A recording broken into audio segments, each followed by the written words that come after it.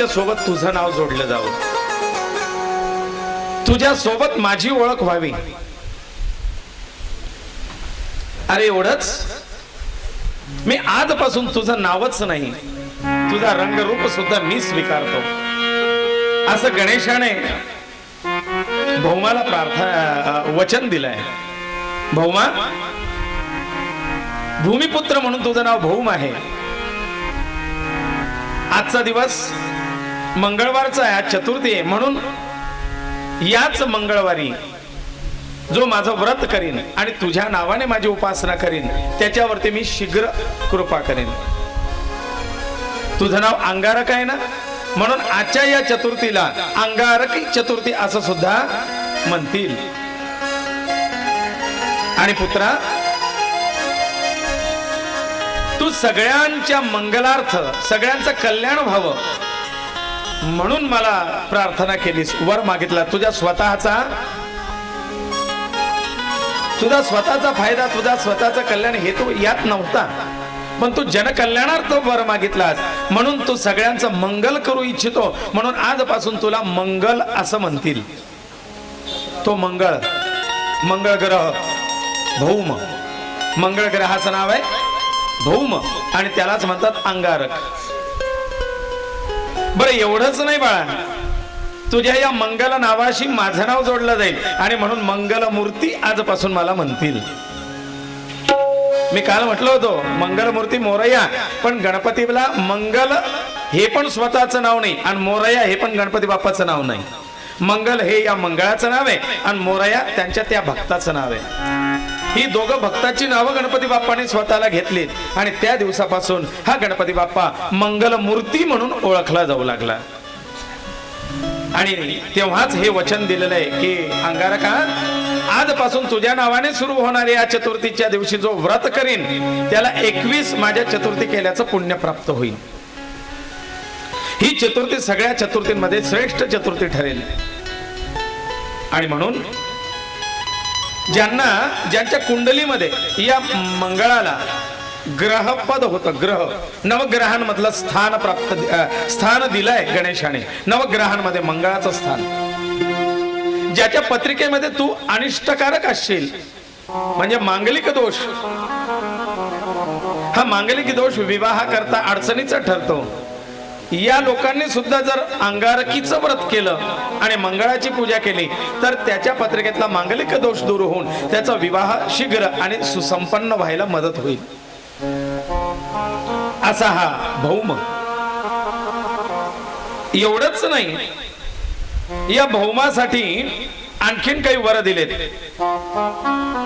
म्हणले ज्याला भूमीच्या संबंधित अडचणी येत असतील, जमीन, घर, इस्टेट, प्रॉपर्टी,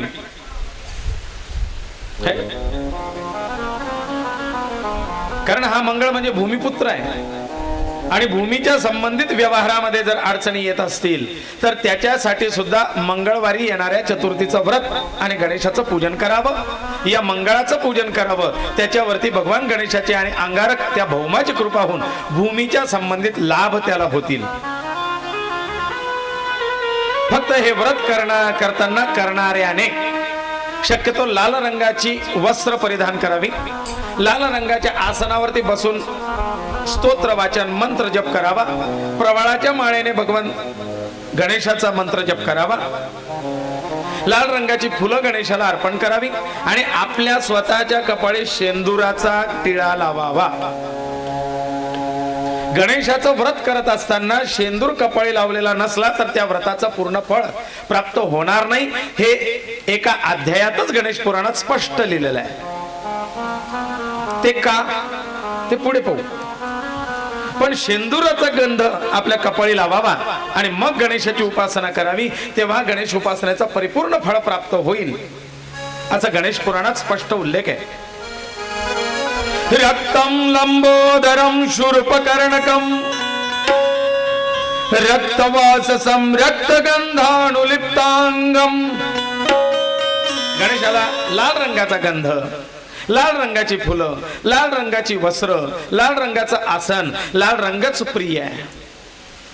भक्तानुकंपिनम देवम जगत्कारणमच्युतम. आणि अशा रक्तपुष्पांनी आणि रक्तवस्तूंनी पूजन करणाऱ्या भक्ताच्या सगळ्या इच्छा मनोकामना हा गणेश परिपूर्ण करतो, मांगलिक दोष घालवतो, मंगळाची सुद्धा कृपा त्याला प्राप्त करून देतो. भूमीच्या संबंधित भूमिपुत्र असल्यामुळे माझं स्वतःचं घर व्हावं अशी माझी इच्छा आहे ना, तर मी या गणेशाची लाल रंगाच्या वस्तूने युक्त पूजा करावी, विशेषतः मंगळवारी करावी आणि त्यात अंगारकी चतुर्थीला तर अवश्य करावी. संवत्सरेण सिद्धींच लभते नात्र संशय. एका वर्षात त्याला रिझल्ट येईल असं स्पष्ट खडखडीत मत ऋषींनी सांगितलेलं आहे.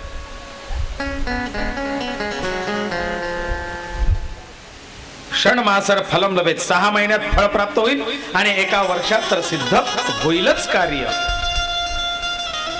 जमिनीच्या संबंधित वाद विवाद, कोर्ट कचेरी, कारण हे सगळे प्रकरण शनी आणि मंगळ या 2 ग्रहांच्या अत्याराखाली येतात. तुरुंगवास, कोर्ट कचेरी, केसेस, वादविवाद, भांडण तंटे, खून,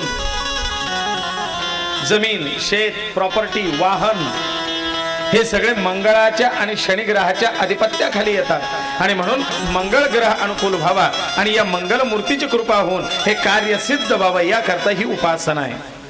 परत विचारू नका याच्यासाठी काय सांगितलं तुम्ही. कथेच्याच वेळेला लक्ष ठेवत जा. मला नंतर लोकांचे फोन येतात, तुम्ही घरी काल काय सांगितलं, मग तू काय झोप काढले का.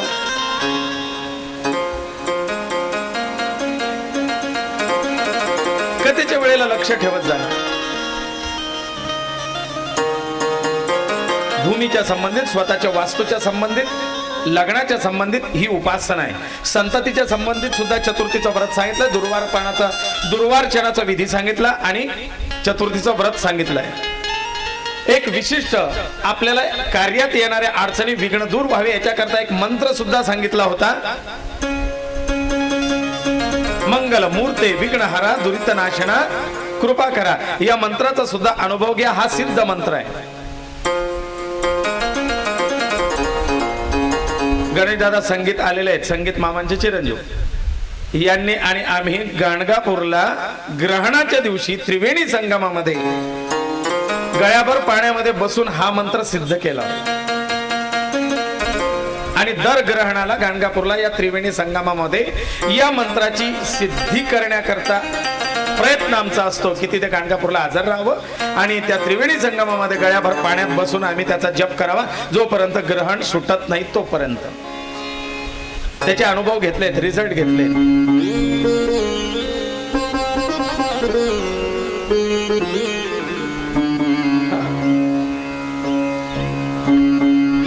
अनुभव माझा स्वतःचा सांगावा. माझे ऐपत नसताना अण्णांच्या शब्दाने, आणि काल आलेली होती आमची मंडळी ती अमृतकर, पिंटूभाऊ अमृतकर, पियुष दादा साळुंखे, दत्त डेव्हलपर्स यांच्या सहाय्याने गुरुजी तुमची इच्छा होती काहीतरी संस्कार केंद्र, गायींचं संवर्धन, मुलांना काहीतरी संस्कार द्यावेत, उपासना स्थळ, उपासना केंद्र काढावं, याच्यासाठी काहीतरी आपण एखादी 1000 जागा घेऊ आणि तिथे हे काढावं असं तुमची एकदा बोलून गेले होते.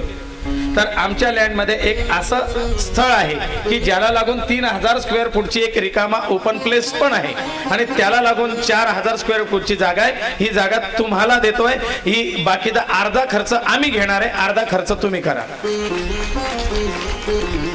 निम्मे किमतीत निम्मे खर्च माझा, अर्धा त्या तिघांनी घेतलाय. आणि आणखीन त्याच्यात यांचा शब्द असा ठरला की एक सुद्धा फोन आम्ही तुम्हाला करणार नाही की गुरुजी या महिन्याचा काही हप्ता भरला नाही तुम्ही, या महिन्यात हप्ता कमी भरला तुम्ही. अण्णांना म्हटलं मी 1000 स्क्वेअर फूट सुद्धा घेण्याची माझी परिस्थिती आताच्या 40 गावच्या या परिस्थितीत भाव किती गेलेत नाहीये आणि त्यात हा हप्ता कसा भरायचा. ते म्हटलं गुरुजी एक फोन सुद्धा येणार नाही तुम्हाला, तुम्ही 6 वर्ष चालू द्या नाही तर 10 वर्ष चालू द्या. त्यांची कृपा. अनायासे काम कसं होतंय, सहज. आज किती वर्ष झाले मला नाही आठवत, पण माझी स्वतःची, मी स्वतः गाडी घेतलेली नाही फोर व्हीलर, ती संगीतांची कृपा. का या मंत्रावरती निष्ठा, मंत्राचा जप, आपोआप कामं होत आहेत, भूमिलाभ घडतोय. मी म्हणतो माझी परिस्थिती नसताना मला भूमिलाभ दिला आणि तुम्ही सगळे साक्षीदार आहे. भागवत कथेमध्ये अण्णांनी स्वतः 1000चा संकल्प केला होता वामन आणि बलिराजा प्रसंगी, तुमच्या समोर केला होता. बर मी मागतही नाहीये त्यांना, मी म्हणतो नको मला तुमच्याकडनं काही. हा व्यवहार आहे, हा व्यवहार संबंधात आडवा येतो, याच्याने व्यवहार संबंध खराब व्हायला नको. मंत्रावरती निष्ठा ठेवा, उपासना करा, तुम्हाला घर बसलं त्याचा रिझल्ट आल्याशिवाय. हा अनुभव, स्वानुभव सांगतो. अनेक असे ही व्रत गणेश पुराणात सांगितलेली आहेत. महाभारतामध्ये भगवान श्रीकृष्ण आपल्या पांडवांना सुद्धा या चतुर्थी व्रताबद्दल सांगतात. तुमच्यावरती आलेलं हे महासंकट आहे ना, हे संकट दूर होण्याकरता, हे संकट दूर होण्याकरता तुम्ही गणेश उपासना करा. कारण कृष्णाने वेळोवेळी महादेवाची उपासना सुद्धा करवून घेतलेली. पाशुपत आश्र अर्जुनाला मिळावं म्हणून शिवाची उपासना, भीमाला बल मिळावं याच्याकरता हनुमंताची उपासना, अशा वेगवेगळ्या उपासना करून घेत असताना या पांडवांना गणेश उपासना सुद्धा भगवान श्रीकृष्ण सांगतात. महाभारतात त्याचं प्रमाण आहे. सर्वदेवमय साक्षात सर्व मंगलदायका माघ कृष्ण चतुर्थ्यातु आदुर्भूतो गणाधिपा. भगवान श्रीकृष्ण पांडवांना सांगतात ही माघ कृष्ण चतुर्थी, माघ कृष्ण चतुर्थीला या गणपती बाप्पा आविर्भूत झालेले. गणपती बाप्पाचा जन्म माघे चतुर्थी, गणेश जयंती. आणि हे महात्म्य सांगत असताना ते सांगतात की बाबा रे, अशा या गणेशाची ही व्रत आहेत जे केल्याने कार्यसिद्धी आहे, फळ आहे. आणि आजचा दिवस कितवा आहे पहा, आजचा दिवस चौथा आहे आणि आजची कथा चतुर्थीवरती चालू आहे, चतुर्थीच्या व्रताची. हा सगळा योग असतो. महापुण्यंच संकष्टी चतुर्थी व्रतमुत्तमम. अति पुण्यकारक आणि उत्तम व्रत हे संकष्टीचं आहे. बरं, बाप्पाला चतुर्थी स्थिती का प्रिय आहे हे ऐकायचं आहे आपल्याला. बाप्पाला चतुर्थी तिथी अतिप्रिय का? का सगळ्या कमीत कमी 16 तिथींना सोडून बाप्पाने चतुर्थीचा स्वीकार केला हो? प्रतिपदा ते पौर्णिमा या 15 आणि अमावस्या एक स्वतंत्र तिथी. मग याच्यापैकी आणि असं जर पाहायला गेलं तर शुद्ध पक्षाच्या 15 आणि कृष्ण पक्षाच्या 15. मग याच्यातून गणपती बाप्पाने चतुर्थी का निवडली? काय बरं चतुर्थीचं महात्म्य ऐकू. पण त्याआधी त्या गणेशाला प्रार्थना करू की देवा, हे सगळे व्रत ऐकलीत ना, यथाशक्ती यथासंभव मी हे व्रत करण्याचा प्रयत्न करीन, माझ्यावरती अवश्य कृपा कर. हा गजानन कर दो बेड़ा पार, आज हम तुम्हें मनाते हैं. गजानन कर दो बेड़ा पार, आज हम तुम्हें मनाते.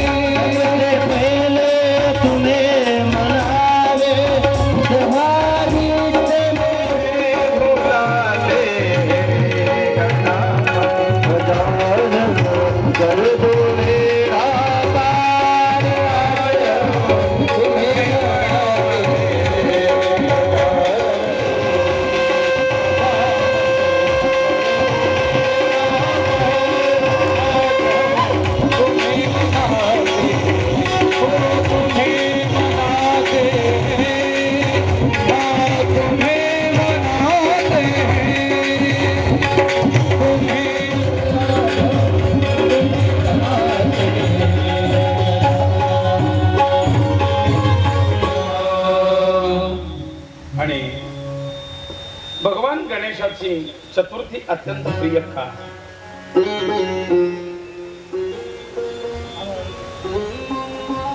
चतुर्थी आपल्याकडे फारसं प्रचलित नाही, पण उत्तर भारतात एक व्रत स्त्रियांसाठी चतुर्थीचा प्रसिद्ध आहे, करवा चौथ. या दिवशी चंद्राचं पूजन केलं जातं, पतीचंही औक्षण केलं जातं आणि पतीच्या दीर्घायुष्यासाठी हे व्रत केलं जातं. चतुर्थी कृष्ण चतुर्थीपासून चंद्राचं बळ क्षीण कमी कमी व्हायला लागतं आणि शुद्ध चतुर्थीपासून चंद्राचं बळ वाढायला लागतं. का 14वी का चांद, पूनम का चांद असं का नाही म्हटलं? पौर्णिमेचा चंद्र असतो पूर्ण, पण त्याला डाग असतो म्हणून या ठिकाणी 14वी का चांद. आणि त्याची सुरुवात शुद्ध पक्षाच्या चतुर्थीपासून चंद्राची कला खऱ्या अर्थाने कलेने चंद्र वाढत चालतो. किलो नाही, हा कलेने. आणि कृष्ण चतुर्थीपासून मग ही जी चतुर्थी आहे, चतुर्थीचे 4 अंक हे 4 अवस्थेचे प्रतीक सांगितलेले आहेत. त्वम चत्वारी वाक्पदानी. बरं, या क्षीण होत जाणाऱ्या चंद्राचा नकारात्मक प्रभाव आपल्या शरीरावरती पडू नये म्हणून ही चतुर्थी आहे. गर्भज, देहज, अंतिम आणि वांबज या 4 ठिकाणचे दोष किंवा 4 ठिकाणच्या पीडा किंवा 4 ठिकाणच्या यातना नष्ट व्हाव्या याच्याकरता चतुर्थी करायला सांगितलेली. 4 प्रकारच्या यातना. एक देहज गर्भज यातना, गर्भात होणारी पीडा. दुसरी देहज यातना, या देहाला जीवन जगत असताना अनेक प्रकारच्या यातना होतात, त्या देहज पीडा. तिसऱ्या अंत्यज, मृत्यूच्या समयाला होणाऱ्या पीडा, मरणाच्या वेळी होणारी पीडा. आणि चौथी अंबज. ही वांबज पीडा म्हणजे मृत्यूनंतर त्या जीवात्म्याला घेऊन जात असताना वर्षभरात रस्त्यात यमदूतांकडनं होणारी पीडा. या 4 प्रकारच्या पीडेतून मुक्तता प्राप्त होण्याकरता ही चतुर्थी सांगितलेली आहे. बर, फक्त कृष्ण चतुर्थीला चंद्राच्या पूजनाचं आणि अर्घ्य प्रदानाचं महत्व सांगितलेलं आहे. शुद्ध पक्षाच्या म्हणजे विनायकी चतुर्थीला चंद्राचा संबंध येत नाही. आणि त्यातल्या त्यात आणखीन असं आहे, कृष्ण चतुर्थीला म्हणजे संकष्टी चतुर्थीला चंद्रपूजन केल्याशिवाय चतुर्थीचं पूर्ण फळ मिळत नाही. आणि विनायकीला चंद्रपूजन करण्याची गरज. आणि तेच भाद्रपद शुद्ध चतुर्थीच्या दिवशी, भाद्रपद शुद्ध चतुर्थीच्या दिवशी जर व्यक्तीने या चंद्राचं दर्शन घेतलं तर वर्षभरात त्याच्यावरती खोटा आळा आल्याशिवाय राहत. एक तर चोरीचा तरी आळा येईल, काहीतरी खोट्या कट कारस्थानामध्ये तो गुंतून त्याची बदनामी होईल, त्याला कलंक लागेल. एका वर्षाच्या आत त्याला कलंक लागेल. जो भाद्रपद कृष्ण चतुर्थीच्या दिवशी चंद्राचं दर्शन घेईल, चंद्राचं बिंब पाहिल, त्याला त्या वर्षभरात काहीतरी कलंकाचे आळाचे प्रसंग त्याच्यावरती येतील. हा प्रसंग भगवान गोपाल कृष्णावरती आला होता. कृष्णाने या चतुर्थीच्या दिवशी चंद्राचं दर्शन घेतलं आणि म्हणून भगवान गोपाल कृष्णावरती स्यमंतक मणी चोरल्याचा आळ आला है ना. स्यमंतक मणी तू चोरलायस, तू चोर आहेस म्हणून भगवान गोपाल कृष्णावरती आळ आला होता. हे गोपाल कृष्णाने ओळखलं आणि मग तो चोरीचा आळ, तो आरोप चुकीचा आहे, खोटा आहे हे सिद्ध करण्याकरता भगवंताने वनात जाऊन तो स्यमंतक म्हणे जांबवंताकडनं परत आणला होता. जर आपल्याकडनं चुकीने हे बिंब पाहिलंच गेलं तर मग काय करावं महाराज. म्हणजे जाणून बुजून पाहू नका, पण जर कळत न कळत पाहिलं गेलं तर धर्मशास्त्रात म्हणजे गोपाल कृष्णाने त्यावेळेला एक मंत्र सांगितलेला आहे पांडवांना. त्या मंत्राचा जप करावा म्हणजे आपल्यावरती येणारा तो आळ किंवा ते खोटी कलंकाची बाजू ती दूर व्हायला मदत होते. तो मंत्र असा आहे, सिंह प्रसेन मवर्धीन सिंहो जांबवता हता सुकुमार कमारोही स्तव हेशस्य मंतकः. या मंत्राचा जप केल्याने चंद्र दर्शनामुळे लागलेला दोष दूर होतो. हा दोष फक्त भाद्रपद शुद्ध चतुर्थीच्याच दिवशी आहे, इतर वेळेला नाही. मग ही क्लिप ऐका ना तुम्ही. गणेशश्याम जोशी 40 गाव 98 60 45 43 या चॅनलला सबस्क्राईब करा. ही कथा पुन्हा ऐका आणि हा मंत्र घरी लिहून ठेवा, म्हणजे मला भी काम होईल, तुम्हाला भी काम होईल है ना.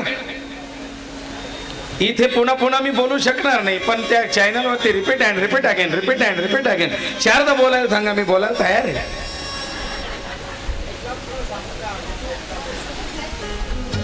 है ना, लक्षात राहील का. कारण आपण असं कागद पेन पण सोबत आणत नसतो की इथे काही एखादा मुद्दा वाटला तर आपण तो लिहू शकू. मोजके 1-2 लोक आहेत जे नोट्स काढतायत, त्यांनी मला दाखवल्या पण.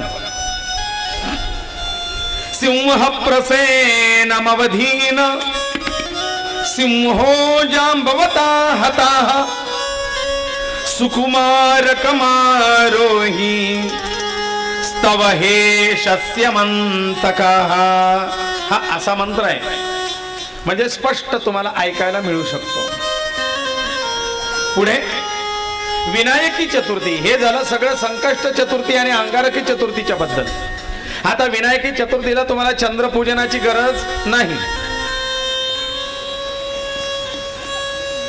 या विनायकी चतुर्थीला एक दुसरं नाव आहे, तिला म्हणतात वरद चतुर्थी. विनायकीचं दुसरं नाव आहे वरद चतुर्थी.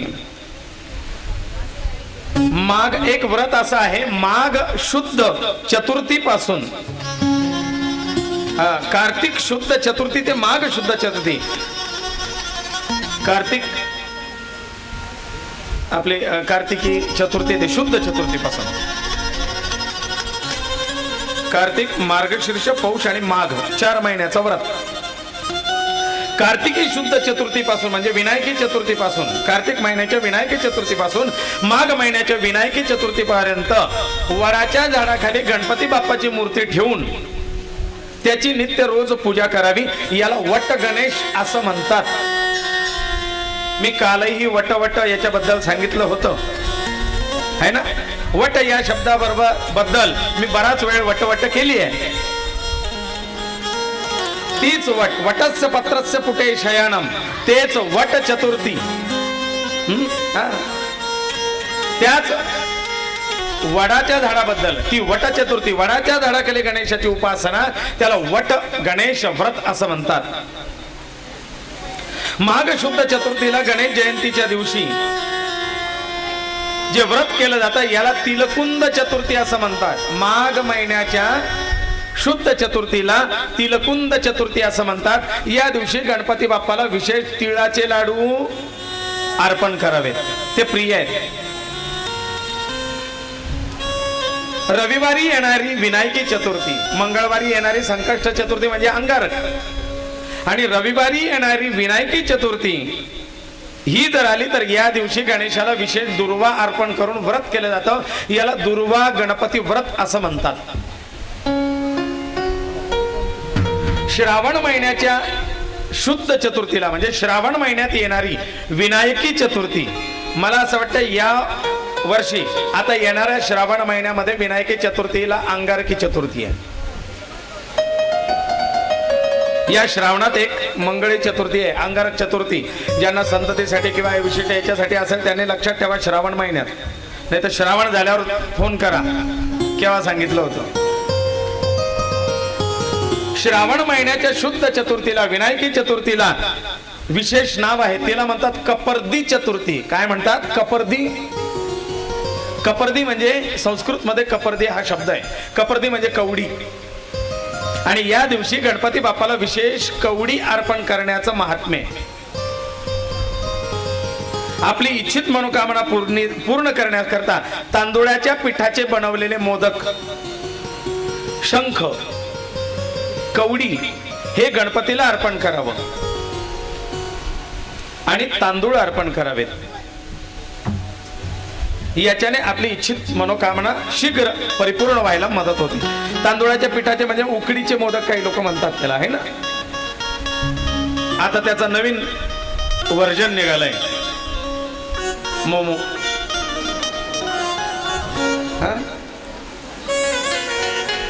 तो मोदक आहे त्याला यांनी नाव दिलं मोमो. हा ना, मोमोज. मग अशी ही कपर्दी चतुर्थी, या दिवशी कवडी, शंख, तांदूळ आणि तांदळाच्या पिठाचे बनवलेले मोदक हे अर्पण करण्याचं विशेष महात्म्य. श्रावण शुद्ध चतुर्थी.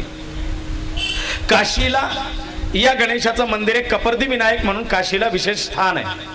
तिथे सुद्धा गेल्यानंतर जसं द्वारकेला गेलं म्हणजे पोहे घेऊन जावे, तसं काशीला या गणेशाला गेलं तर कवड्या घेऊन जाव्यात आणि कवड्या आणि तांदूळ अर्पण करावेत. वरद चतुर्थी, सत्य विनायक, साखर चतुर्थी, मिठाची चतुर्थी हे मी तुम्हाला सांगितलेच. आता दर महिन्याला गणपतीचं विशेष व्रत त्याबद्दल सांगतो. महिन्याला चैत्र महिन्यामध्ये गणपती बाप्पाची वासुदेव स्वरूपामध्ये पूजा केली जाते आणि गणपती बाप्पाच्या प्रित्यर्थ सुवर्ण दानाचं विशेष महत्व आहे.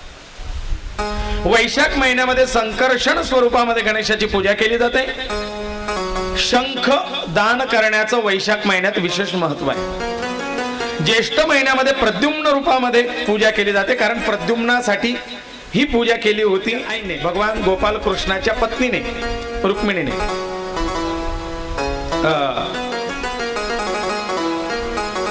सांबाच्या वेळेला पण केली होती, प्रद्युम्नाच्या वेळेला पण केली होती. द्वारका आपलं द्वापार युगात भगवान गोपाल कृष्णाने आणि गोपाल कृष्णाच्या पत्नीने रुक्मिणीने सुद्धा कसं व्रत केलंय हे तुम्हाला सांगणारच आहे. आषाढ महिन्यामध्ये अनिरुद्धाची अनिरुद्ध स्वरूपामध्ये पूजा करावी आणि या दिवशी संन्याशांना तुंबी दान करावी. तुंबी म्हणजे माहिती का? भोपळ्यापासून बनवलेली ते कमंडलू तुंबी संन्याशाला अर्पण करावी, दान करावी. हे एक विशेष महत्व आहे. श्रावण महिन्यामध्ये दुर्वा गणपती व्रत करावं, त्याला नाग चतुर्थी असं पण नाव आहे. या दिवशी सुद्धा सुवर्णाचा नाग किंवा सुवर्ण दान करण्याचं विशेष महात्म्य आहे. भाद्रपद महिन्यामध्ये सिद्धिविनायक गणेशाची पूजा करावी. गणेशोत्सव 10 दिवसाचा. भाद्रपदाची शुद्ध चतुर्थी दरवर्षी येणार है ना. चतुर्दशी पर्यंत लाडू मोदक घेऊन एक दिवस निरोप घेणार, 14 पर्यंत, अनंत चतुर्दशी पर्यंत. म्हणून हा सिद्धिविनायक गणेशोत्सव, पार्थिव गणेश उपासना विशेष महत्व आहे. आणि या महिन्यात गोदानाचं विशेष महात्म्य आहे. अश्विन महिन्यामध्ये कपर्दी विनायक, जे मी सांगितलं, या कपर्दी विनायकाचं व्रत अश्विन महिन्यामध्ये विशेष फलदायी आहे. कार्तिक महिन्यामध्ये करवा चौथ येते. स्त्रिया हे व्रत करत असतात. पक्वान्नाचं दान, अन्नदान या दिवशी केल्याचं महात्म्य आहे. मार्गशीर्ष महिन्यामध्ये वट गणेश हे व्रत करावं एकभुक्त राहून. वक्रतुंडाय हुम जप काय आहे? वक्रतुंडाय हुम या मंत्राचा जप त्या महिन्यात करावा. गोदान आणि अन्नदानाचं विशेष महत्व आहे. पौष महिन्यामध्ये विघ्नेश्वर नावाच्या गणेशाचं पूजन करावं, लाडू आणि मोदक अर्पण करावे, लाडू आणि मोदकाचं दान करावं, हे महात्म्य आहे. माघ महिन्यामध्ये स्त्रिया गौरी गणेश व्रत करतात. गौरीचं व्रत असतं माघ महिन्यात. या दिवशी गौरीसह गणपतीचं पूजन करावं आणि वस्त्रदानाचं विशेष महात्म्य आहे. फाल्गुन महिन्यामध्ये धुंडीराज नावाच्या गणेशाचं पूजनाचं विशेष पूजन आहे. याला तिळाचे मोदक किंवा तिळाचे लाडू आणि मोदक हे अर्पण करण्याचं महत्व आहे. रविवारी आणि मंगळवारी येणाऱ्या चतुर्थीला गणपती मूर्ती अर्पण, गणपती मूर्ती दान, गणेशाच्या मूर्तीचं पूजन याचं विशेष महात्म्य आहे. आता या व्रतातून आपण पार्थिव गणेश व्रताकडे वळूया. पार्थिव गणेश व्रत तुम्हाला मला असं वाटतं काल का परवाच्या दिवशी पार्थिव व्रताबद्दल मी काही गोष्टी सांगितल्या.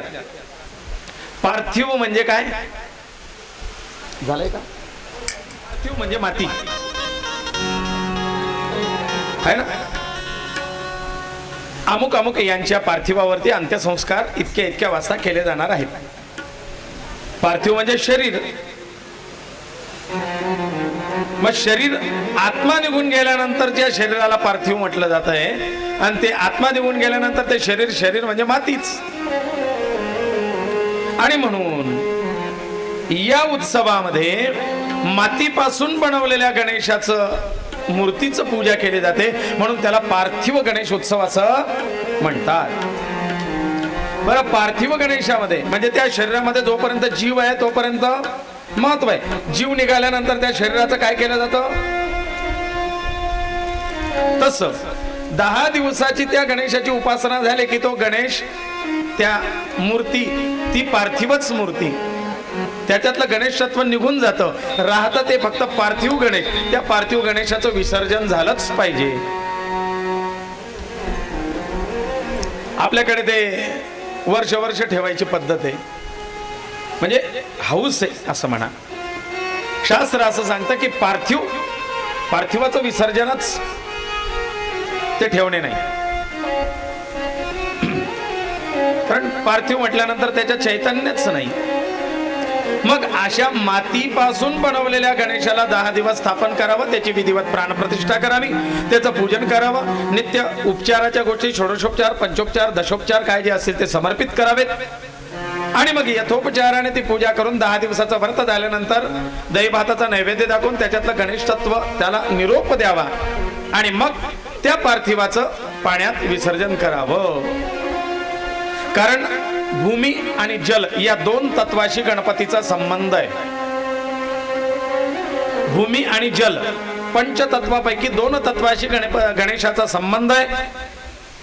ते 2 तत्व असे की जे आपल्या देहामध्ये षटचक्र आहेत. या षटचक्राचं एक स्थान, पहिलं चक्र आपल्या पाठीच्या कणाच्या शेवटच्या टोकाला, कमरेच्या हाडाच्या जॉईंटच्या खाली,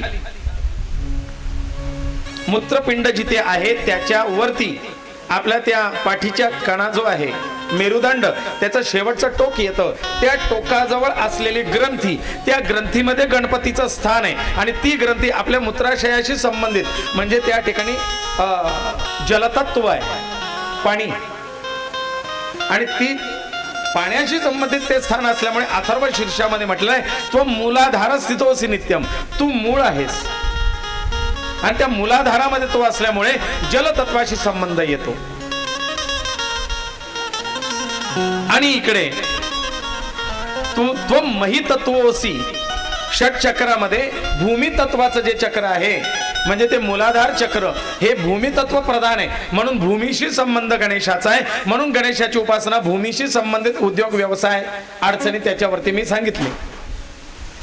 मग त्या भूमी तत्वाशी संबंध असल्यामुळे भूमीपासून म्हणजे मातीपासून तो गणपती निर्माण करावा आणि जलतत्वामध्ये विसर्जन करावा, म्हणजे गणेश तत्व त्याच्यातून निर्माण होतं आणि त्याच्यातच मिळतं.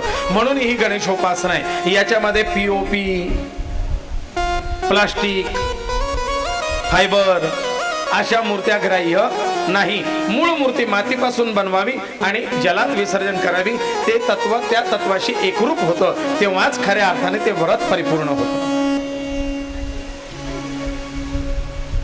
देशभरामध्ये ही पार्थिव गणेशोपासना बघा. या पार्थिव गणेशोपासनेबद्दल मी वारंवार सांगतोय. ही पार्थिव गणेशोपासना कोण कोणाला सांगताय? मीच तुम्हाला सांगतोय. अहो, हिमालय राजा आपल्या मुलीला सांगतायत ना पार्थिव गणेशोपासना. सगळ्या गणेशाच्या व्रतांबद्दल सांगतायत. ही कथा ब्रह्मदेव वसिष्ठांना सांगतायत, सुतमुनी श्रवणिकादिकांना सांगतायत आणि भृगु ऋषी सोमकांताला सांगतायत. या जोड्या विसरू नका ना तुम्ही. याच्याकरता जोड्या घोड्याने कथ्याला यावं, म्हणजे ते म्हणतात तुला काही समजत नाही. ऐक, हे असं आहे. मग पार्थिव गणेशोपासना ही महर्षी वेदव्यासांनी सुद्धा केली आहे. वेदव्यासांनी 10 दिवसाचा गणपती बसवलाय. अशी ही पार्वती माता सुद्धा आता पार्थिव गणेशोपासना करते. मी ही वैदिक काळामध्ये असलेली 10 दिवसाची गणेशोपासना आपल्याकडे व्यवहारामध्ये गल्लोगल्ली कशी काय आली? तर धर्मशास्त्राचे अभ्यासक, थोर परखड विचारवंत, क्रांतिकारी, महान पत्रकार, बॅरिस्टर लोकमान्य टिळक या बाळ गंगाधर टिळकांनी ही उपासना जनसामान्यांपर्यंत सगळ्यांकरता पोहोचवली.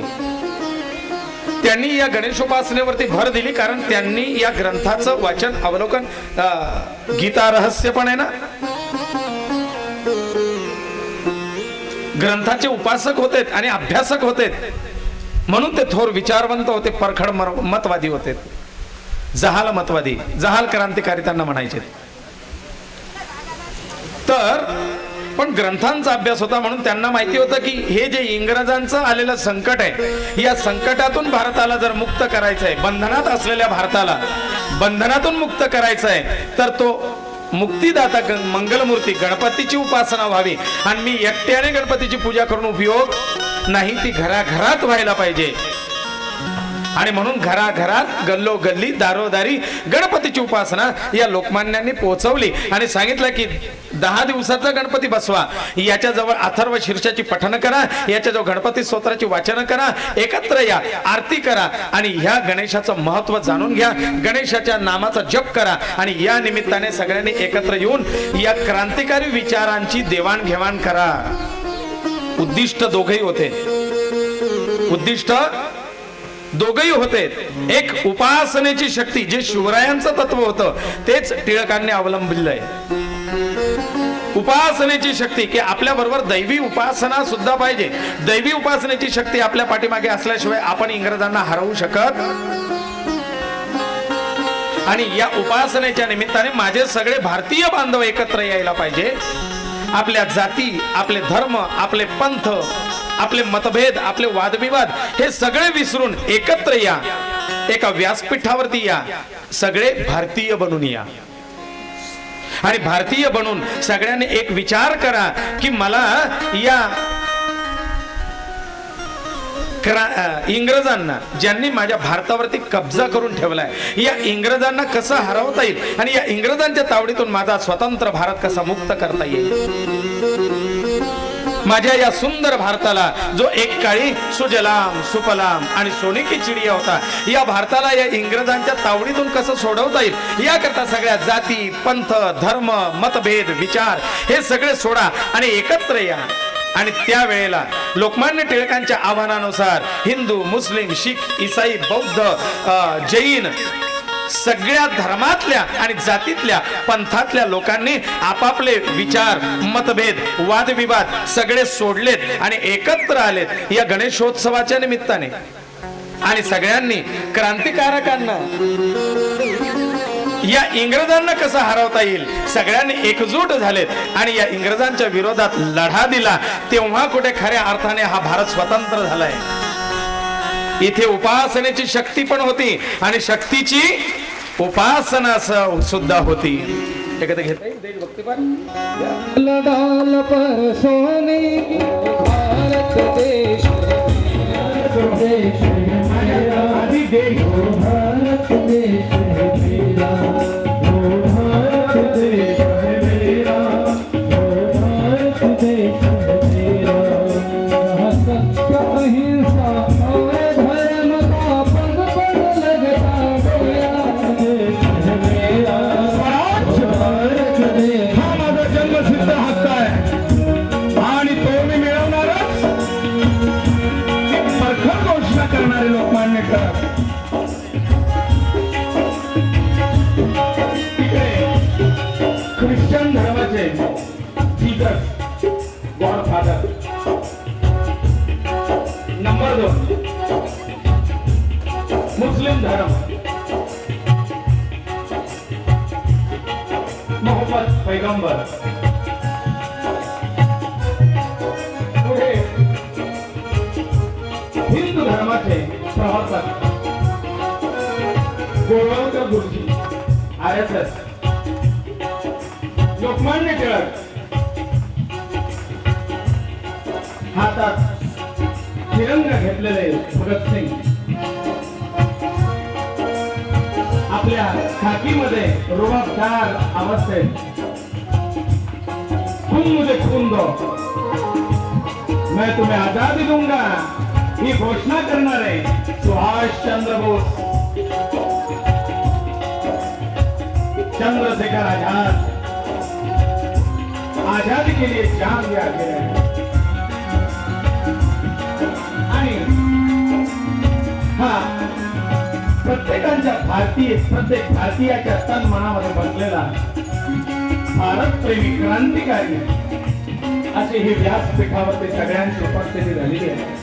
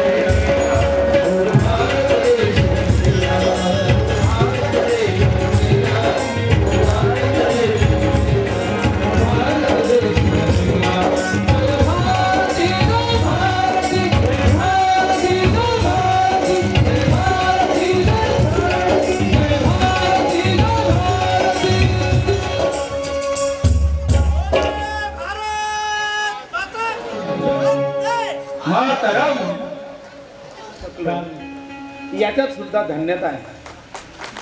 बस याच्यात सुद्धा धन्यता आहे.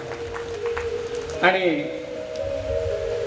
3-4 दिवस झाले नाही मागितलं, पण एवढं सगळं करणाऱ्या आमच्या बाईंच्या पण नावाने एकदा टाळ्या वाजवून द्या.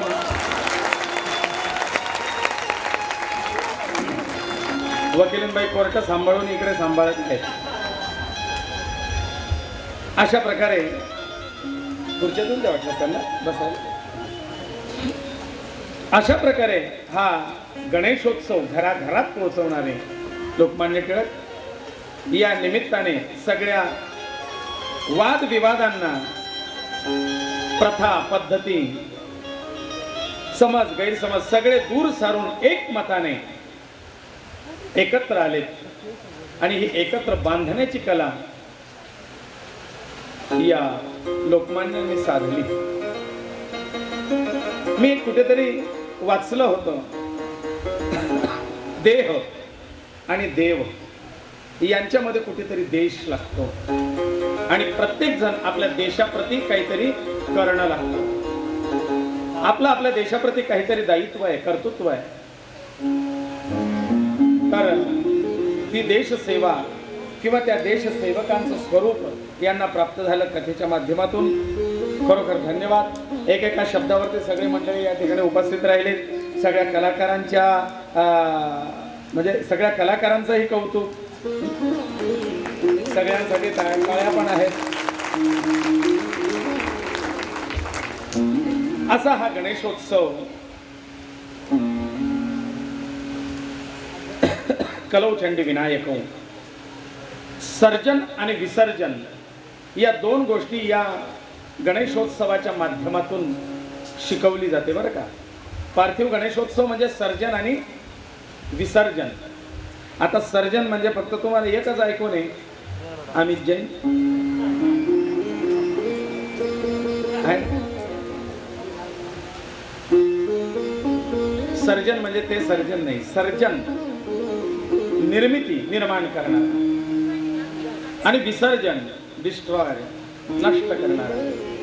मग या ठिकाणी त्या मातीपासून त्या गणेशाची निर्मिती करणे, त्याची उपासना करणे, त्याचं पुन्हा विसर्जन करणे. बघा आठवत असेल तर शिवपुराणामध्ये सुद्धा सर्जन आणि विसर्जन, मातीपासून शिवलिंग तयार करावं, त्याची अर्चना करावी, ते पाण्यात विसर्जन करावं असा एक विधी सांगितला होता. त्याला लिंगार्चन नावाचा विधी आहे. आणि ते शिवलिंग काय महादेवाच्या पिंडीसारखे करायचे नाही, अंगठ्या एवढाले गोलाकार गोल गोल गोल गोल शिवलिंग शाळुंका त्या करायच्या आहेत आणि त्याचं पूजन करायचं, त्याला अक्षता लावायच्या म्हणजे त्याची पूजा झाली हे लक्षात येण्याकरता. आणि अशा 108, 1008, 1,00,000, 10,000 अशा त्या शिवलिंगांचं पूजन करून त्याचं विसर्जन करणे असं एक विधी आहे. त्याला लिंगार्चन विधी असं म्हणतात. शिवाचा श्रावण महिन्यात. आणि गणेशाचा ही सर्जन आणि विसर्जन असा हा विधी आहे हा पार्थिव गणेशोत्सवामध्ये. 10 दिवस सुतकाचे, 10 दिवस वृद्धीचे, 10 महिने गर्भाचे, त्याचेच प्रतीक म्हणून हे 10 दिवस आहे गणेशाचे. 10 दिवसाचा काळ, नवरात्र 10 दिवस, नवरात्रांदा दिवशी ही 10-10ची संख्या त्या करता आहे. मग अशी ही पार्थिव गणेशोपासना वेद व्यासांनी सुद्धा केली आहे. यशोदा मातेने सुद्धा 10 दिवसाचा गणपती बसवलाय बरं. सांगणार आहे तुम्हाला गोष्ट. दत्तात्रेयांनी, दत्त प्रभूंनी सुद्धा गणेशोपासना केली आहे, गणेशाची स्थापना केली आहे. बरं आता गणेशोपासनेमध्ये गणपती कसा घ्यावा, कोणता घ्यावा, किती घ्यावा आहे ना. डावा घ्यावा का उजवा घ्यावा आहे ना. 2 हाताचा घ्यायचा, 4 हाताचा घ्यायचा, 10 हाताचा घ्यायचा, 6 हाताचा घ्यायचा. एवढे बारकावेत उपासना पद्धतीमध्ये. ऐका, आधी गणपतीचे मंत्र सांगतो. उपासनेमध्ये मंत्र कोणते घ्यावेत. एकाक्षर गणेशाचा एकाक्षर मंत्र सांगितलाय गणेश पुराणात. पहिला तर ओंकार रूपाचा ओम, दुसरा आहे गंग है ना, गंग. षडाक्षरी मंत्र सांगितलेला आहे गणेशाय नमः.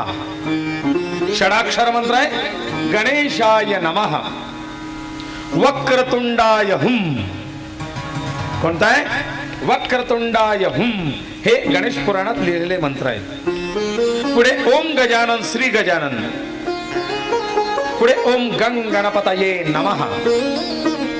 मंगल मूर्ते विघ्न हरा दुरित नाशना कृपा करा. ही मंत्र आहेत.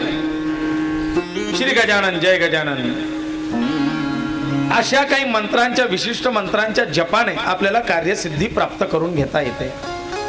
मग वैदिक मंत्र आहेत. गणानां त्वा गणपती हवामहे. नमो गणेभ्यो गणपतिभ्यश्चवो नमो नमो.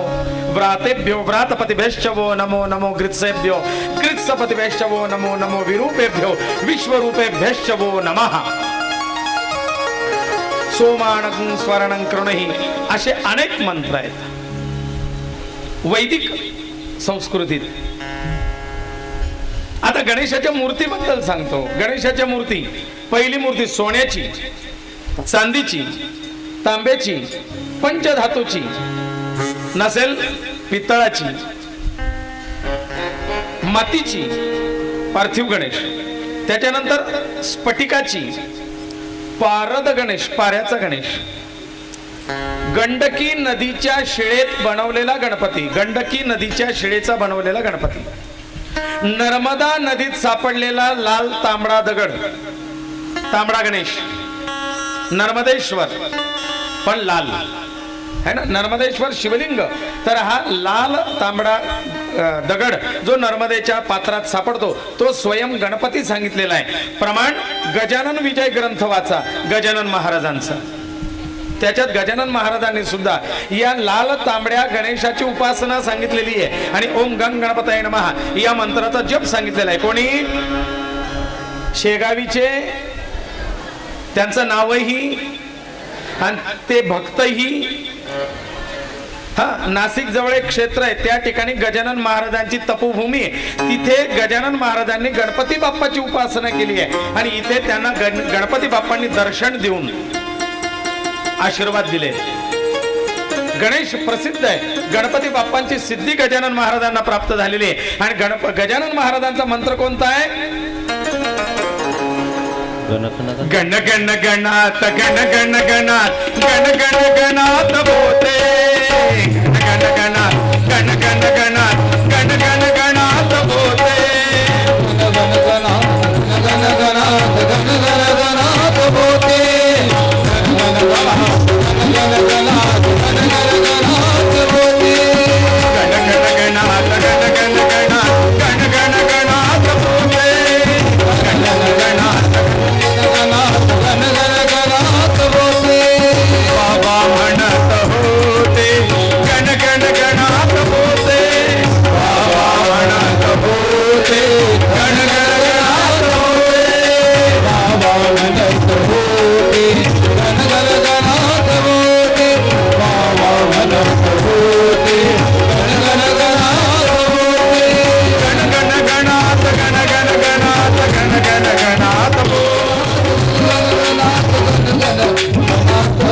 संत सद्गुरु गजानन महाराज. शेगावीचे गजानन महाराज हे गणेशाचे अवतार, गणेशाचं रूप, गणेशाचे भक्त, गणेशाचे उपासक, गणेशाचे कृपापात्र. आणि माझ्या अल्पबुद्धीनुसार, माझ्या अभ्यासानुसार,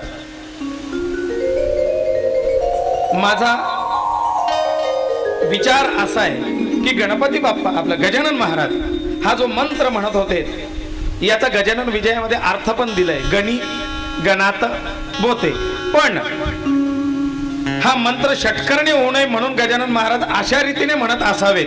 खऱ्या अर्थाने हा मंत्र म्हणून पहा, गण गण गणात बोते, गण गण गणात बोते, गण गण गणपते, गण गण गणपते, गण गण गणपते, गण गण गणपते, गंग गणपतये गंग गणपतये गंग गणपतये गण गण गणात गंग गण गणपतये गंग गण गणपतये. हा गंग गणपतये हाच मंत्र असावा, पण महाराजांच्या अति स्पीडने उच्चारामुळे भक्तांना तो गण गण गणात होते गण गण गणात होते असा ऐकू येत असावा, असं माझ्या अल्पमतीने मला वाटतंय. कारण आजपर्यंत कुठल्या शास्त्रात, पुराणात, वेदात हा गण गण गणात बोते कधी ऐकून तो फक्त गजानन महाराजांच्याच मुखात. पण हा गजानन महाराजांचा उच्चार आणि ऐकणाऱ्यांचा फरक पडला असावा. तो गंगंगणात होते गंगंगणपते गंगंगणपते गंगंगणपते गंगंगणपते. मग ऐकणाऱ्याने ऐकलं तो गंगंगणपते गंगंगणात होते असं काहीतरी महाराज म्हणतात, लिहून ठेव. पण तो मंत्र असावा गंगंगणपतये नमः. कारण गजानन महाराजांनी नाशिक जवळ गणेशाची उपासना केली आणि गणपती बाप्पांची आशीर्वाद आणि सिद्धी त्यांना प्राप्त झाली याचं प्रमाण आहे. मग ते दुसराच मंत्र म्हणत बसण्यापेक्षा आपल्या आराध्याचा मंत्र का नाही म्हणणार? तो त्यांच्या आराध्याचाच मंत्र आहे, ओम गंग गंग गणपतये नमः.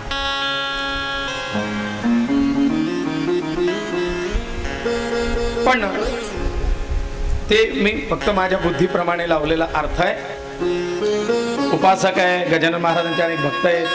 कदाचित कोणी म्हणेल नाही महाराज तुम्ही चुकीचं सांगताय. गजानन महाराजांनी आपल्या गजानन विजय ग्रंथामध्ये नर्मदेत सापडलेला तांबडा लाल दगड तो गणपती म्हणून पूजावा, त्याची प्राण प्रतिष्ठेची गरज नाही असं गजानन विजयात लिहिलेलं आहे. दुसरं मातीची मूर्ती पार्थिव गणेश. तिसरी रक्तचंदनाच्या लाकडापासून बनवलेली गणेशाची मूर्ती. पुढे पांढऱ्या रुईच्या खोडात, पांढरी रुई आहे ना, श्वेतार्क, पांढऱ्या रुईच्या 12 वर्ष झालेलं जुनं झाड, पांढरा अर्क, ज्या वृक्षाला 12 वर्ष वय झालेलं आहे त्या वृक्षाच्या मुळाशी ते जर व्यवस्थित करून काढलं तर मुळाशी आपोआप गणपतीचा आकार तयार होतो. मी पाहिलेलं आहे, मी काढलेलं आहे, आमच्या घरी पण होता. आमच्या दाराशी पांढरी रुई मोठी होती, एवढं जाड खोड होतं. मग असा तो श्वेतार्क, मुळाशी आपोआप गणपतीचा आकार त्या मुळ्या धरायला लागतात. आणि असा तो श्वेतार्क काढून त्याला व्यवस्थित स्वच्छ करून मग त्याची ती कटिंग पॉलिशिंग वगैरे त्याला व्यवस्थित करून त्याला शेंदुराचा लेप देऊन त्या गणेशाची जर नित्य उपासना आणि आवर्तन केले तर शीघ्र फलदायी आणि सिद्धी देणारा गणपती. मग कोणी म्हणतो महाराज मग नुसतं पांढऱ्या रुईच्या लाकूड आणलं आणि त्याच्यात गणपती कोरून घेतला चालणार नाही का? चालेल, पण तो रिझल्ट तिथेच. मी तेच सांगतो, तुम्ही पर्याय नका शोधत जाऊ. आपले जो पर्याय असतात नाही, मग असं दखाडली होत म्हणजे तो रिकामट्याकडे बसलाय का तिथे? नाही ना, तो काटेकोरपणा आहे. जैसे थे याच पद्धतीत याच चकोरीत चाल तर तुला 100% रिझल्ट. नाही मिळाला तर मग तोंड ताणाला आपण मोकळे, हा मग त्याचं काही होत नाही, आम्ही ते केलं. हा करा ना काटेकोर, शास्त्र शुद्ध पद्धतीने उपासना करा. रिझल्ट का मिळणार नाही? शास्त्र इथे छाती ठोकून सांगतं, ग्रंथांमध्ये दिलंय, गजानन महाराजांनी दिलंय. पण त्याप्रमाणे करा. भोळा भाव तो आपला भोळेपणा तुमच्याच घरी, त्याच्याजवळ नाही, त्याला काटेकोरपणा दाखवा ना. सगळ्याच ठिकाणी तो दुर्लक्ष करायला नाही बसलेला. मग तो म्हणेल सगळेच तसं म्हणशील, आळी बोळी भक्तीन ले देवा सांभाळी दे. नाही, शुद्ध भक्ती करा, समजून भक्ती करा. कुठेतरी अडचणीतून अवघड परिस्थितीतून त्याच्या उपासनेकडे जाल तेव्हा तर तो म्हणेल नाही याने फार मोठ्या झिकरीने 12 वर्ष वाट पाहिली, ती मुळी काढली, तिला सिद्ध केलं, उपासना केली, मला फळ देणं भाग आहे, मी बांधलोय त्याला शब्दाला. पण तुम्ही म्हणाल मी लाकडाचे तोडून फांदी तोडून गेले आणि त्याचा गणपती करायला दे देवा लगेच सिद्धी. हे या पद्धतीने कराल तर क्षण मासर फलम लवेत आणि संवत्सरेण सिद्धींच्या जायते नात्र संशया, शंकाच नाही. 1 वर्षाच्या आत सिद्धी. आणि मला कोण बोललो होतं सिद्धीच्या बद्दल? सिद्धीचा अनुभव घेतला, सिद्धी मी त्या मंत्राची मिळवली म्हणून कोणीतरी अनुभव सांगितला या 2-3 दिवसात.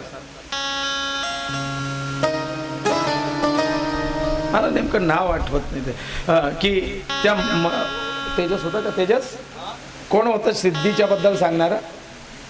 आठवतं का? ही सिद्धीबद्दल सांगितलं. त्यांनी सांगितलं की महाराज मी मंत्राच्या सिद्धीचा अनुभव घेतला आणि मला त्याचे रिझल्ट आले, मी सिद्ध केलाय मंत्र. करा ना, होतो. मग अशा प्रकारे या मूर्ती चालतात उपासनेमध्ये. रक्तचंदनाची सुद्धा गणेशाची मूर्ती चालते. नाहीच काही तर सुपारीचा गणपती आहे ना, सुपारीचा. फक्त आपली दृढ भावना त्याच्याप्रती पाहिजे, भक्ती पाहिजे. एक मूर्तीची उपासना, धन धान्य आणि संपदा देणारी, पुत्र प्राप्ती देणारी एक मूर्तीची उपासना. 2 मूर्तीची उपासना, असाध्य कार्य साध्य करण्याकरता, सिद्धी प्राप्त होण्याकरता 2 मूर्तीची उपासना करतात. पण ही अवघड आहे, कठीण आहे, म्हणून सर्वसाधारण संसारी व्यक्तीने एका वेळेला 2 गणपतीची उपासना करू नये असं सांगितलं जातं. 2 मूर्तींची उपासना पद्मालयाला झालेली आहे, एका वेळी 2 मूर्तीची उपासना. 3 मूर्ती मौल्यवान वस्तू प्राप्त होण्याकरता, प्रतिष्ठा प्राप्त होण्याकरता, अधिकार संपन्नता येण्याकरता 3 गणेशाची उपासना विशिष्ट व्रतात करावी. 4 मूर्ती चतुर्विध पुरुषाच्या प्राप्ती करता आणि मोक्ष प्राप्ती करता 4 गणेशाची उपासना करता येते, पण विशिष्ट व्रतात नेहमी आपल्या देवघरात नको. 15 मूर्ती किंवा 5 मुखी गणेशाची उपासना युद्धात, वादविवादात, कोर्ट कचेरीत विजय मिळवण्याकरता करावी. सार्वभौमत्व किंवा राजपद प्राप्त होण्याकरता, नेतृत्व गुण, संघटक गुण अंगी येण्याकरता ती करावी. मी मागे सांगितलं युद्धाची देवता पंचमुखी आणि दशभुज गणपती आहे. महादेवांनी ज्याची उपासना केली त्रिपुराच्या वधाच्या प्रसंगी. 6 मूर्तींची उपासना ज्ञान प्राप्त होण्याकरता किंवा सामर्थ्य प्राप्त होण्याकरता. 7, 8 आणि 9 मूर्तींची उपासना सर्वज्ञता कालज्ञान येण्याकरता किंवा वाचा सिद्धी प्राप्त होण्याकरता अष्टविनायकाची उपासना. आपण इथे 8 विनायक स्थापन केलेले आहेत बघा. तामणात लाल तांबड्या रंगाचे सुपारीचे अष्टविनायक आहेत. ज्या सुपारीवरती अष्टविनायकांच्या मूर्ती बनवलेल्या आहेत ते आपण अष्टविनायक त्या ठिकाणी स्थापन केलेत. आणि हे अष्टविनायक खास या कथेकरता बरं का अण्णा आहेत का, हा, या खास कथेकरता अष्टविनायकाची स्थापना करायची आहे असं मी माझं मत बोललो. आणि गणेशदादा संगीतांनी बल्लाळेश्वरहून त्या अष्टविनायकाच्या मूर्त्या आपल्याला पाठवून दिल्यात. सुपारीवरती बनवलेले अष्टविनायक. आदल्या दिवशी ट्रॅव्हल्सने आले गणपती प्रवास करून बरं, ट्रॅव्हल्सने. त्यांची तब्येत बरी नसल्यामुळे ते त्या दिवशी येऊ शकणार नव्हते, पण ते म्हटले मी 2 दिवस उशिरा येतोय पण गणपती आधी येतील. ट्रॅव्हल्सने पाठवून दिले ते अष्टविनायक स्थापन केलेले. मग सर्वज्ञता कालज्ञान त्रिकालज्ञता आणि वाचा सिद्धी या अष्टविनायकाच्या उपासनेने प्राप्त होते. 11 मूर्तींची उपासना ही बल प्राप्त होण्याकरता गणेश कृपा प्राप्त होण्याकरता आहे. 12 मूर्ती तेजस्विता आणि बुद्धिमत्ता वेदांताचं ज्ञान देण्याकरता 12 मूर्तींची उपासना आहे. 108 गणपतीची उपासना करता येते एका वेळेला. कोणतंही असाध्य असं कार्य असेल तर त्याच्यासाठी 108 मूर्तींची उपासना नित्याभिषेक आणि सहस्रावर्तन 108 मूर्तींवरती करावं. त्याच्याने आपल्या असाध्य असं कार्य सिद्ध होतं. 1,00,000 गणपतीची उपासना सुद्धा सांगितलेली आहे. लक्ष गणेश उपासना मोक्ष प्राप्त होऊन गणपतीचं दर्शन प्राप्त होण्याकरता लक्ष गणेश उपासना आहे. पण 1,00,000 गणपती तुम्हाला घेऊन त्यांची रोज पूजा आणि आवर्तन करायची आहे.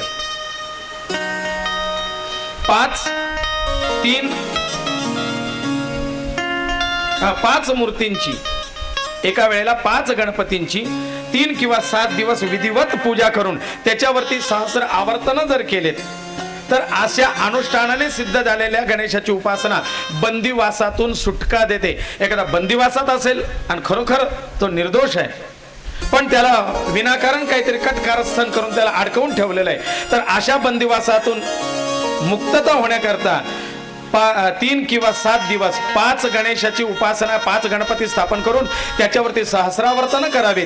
तो बंदिवासातून असलेला व्यक्ती निर्दोष मुक्त होण्याकरता मदत होते. ही गणेश पुराणात दिलेली उपासना आहे. संकट दूर होतात असे मुख्य गणपती जे 8 विनायक सांगतोय ना, हे फक्त आपल्याला माहिती आहे. एक बल्लाळेश्वर, एक मोरगावचा मोरेश्वर, रांजणगावचा महागणपती. पण ते 8 विनायक कोण, मूळ त्यांची नावं काय, हे टोपण नावं झालेत. बल्लाळेश्वरचा गणपती बल्लाळ नावाच्या बाळामुळे आला म्हणून त्याचं नाव बल्लाळेश्वर असं पडलं. पण तो मुख्य कोणता गणपती हे आपल्याला माहिती नसतं. नारायण फक्त आपल्याला माहिती आहे, नारायण नारायण. पण नवनाथांच्या स्वरूपात 9 नारायणांनी अवतार घेतले. ते कवी नारायण, हरिनारायण है ना, ते असे 9 नारायण. ते 9 नारायण कोण हे आपल्याला माहितीच नव्हतं. नारायण सुद्धा 9 आहेत. तसं अष्टविनायक मूळ कोण, नाव ऐका. पहिला मणिकर्ण विनायक, मणिकर्ण विनायक. दुसरा आसा विनायक. तिसरा सृष्टी विनायक. चौथे यक्ष विनायक. 5वे गजकर्ण विनायक. 6वे चित्रघंट विनायक. 7वे सुमंगल विनायक. आणि 8वे आहेत मित्र विनायक. हे खरे अष्टविनायक आहेत. आणि हे जे नाव आपण नेहमी वाचतो हे त्यांनी त्या निमित्ताने धारण केलेलं नाव आहे. मोरेश्वर, मोरावरती बसले होता म्हणून मयुरेश्वर. पण मूळ नाव ही आहेत या अष्टविनायकांची. आता पुढे गणेशाचं स्वरूप सांगतो. गजाननं भूतगणादिसेवितं कपीत्थजम्बो फलचारु भक्षणम् उमासुतं शोकविनाशकारकम् नमामि विघ्नेश्वर पादपंकजम्. या विघ्नेश्वराचं स्वरूप समजून घेताना त्या गणेशाची तेवढ्या मूर्तींची त्या मूर्तीची तशी उपासना करताना कशी करावी, त्याला भक्तीने शरण जावं, मनोभावे त्याची प्रार्थना करावी.